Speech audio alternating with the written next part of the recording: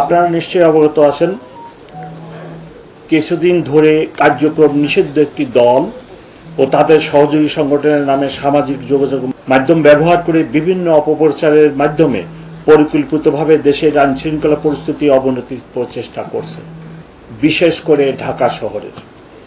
গত কয়েকদিনে রাজধানীর বিভিন্ন স্থানে ককটেল সদৃশ্য বস্তু নিক্ষেপ এবং বিভিন্ন যানবাহনে সংযোগের মাধ্যমে জনমনে আতঙ্ক ছড়ানো সহ আইনশৃঙ্খলা বিনষ্ট করার অপচেষ্টা অব্যাহত আছে। 1 নভেম্বর থেকে 11 নভেম্বর পর্যন্ত 15টি ভিন্ন ভিন্ন স্থানে 17টি ককটেল বিস্ফোরণ ঘটানো হয়েছে এবং গত 2 দিনে 9টি যানবাহনে অগ্নিসংযোগের ঘটনা ঘটেছে।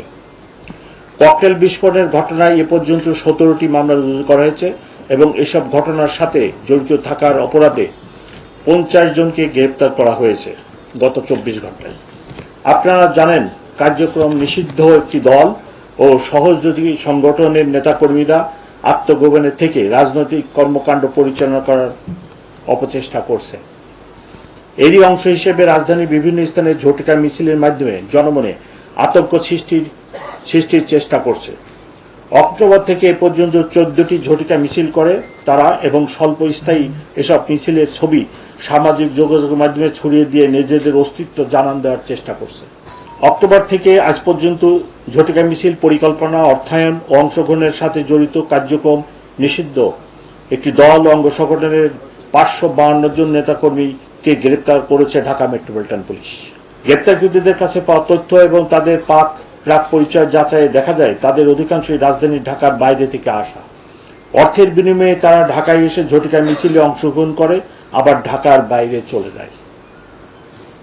গত কয়েকদিনে রাজধানীর বিভিন্ন স্থানে ককটেল বিস্ফোরণের সিসিটিভি ফুটেজ বিশ্লেষণ করলে দেখা যায় হেলমেট ও মাস্ক পরে তারা ভোরবেলা বা দিনের ব্যস্ত সময়ে টার্গেটকৃত স্থানে ককটেল বিস্ফোরণ করে দ্রুত ঘটনাস্থল ত্যাগ করে।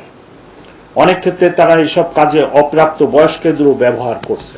কোনো অবস্থাতেই যেন অপরিচিত কোনো লোককে আশ্রয় প্রদান না করেন। ম্যাচ, হোটেল, গেস্ট হাউসে জাতীয় পরিচয়পত্র দেখে বর্ডার উঠানোর জন্য সংশ্লিষ্টদের অনুরোধ করছি।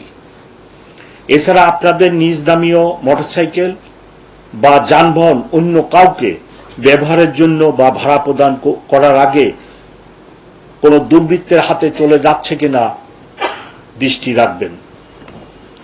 আপনার এলাকায় কোনো আগন্তুককে দেখলে বা সন্দেহজনকভাবে ঘোরাফেরা করতে দেখলে তা দ্রুত নিকটস্থ থানায় অথবা 999-এ অবহিত করার জন্য অনুরোধ করছি। পরিবহন মালিক শ্রমিকদের প্রতি আমাদের অনুরোধ, কোনো অবস্থাতেই আপনাদের যানবাহন অরক্ষিত অবস্থায় রাখবেন না।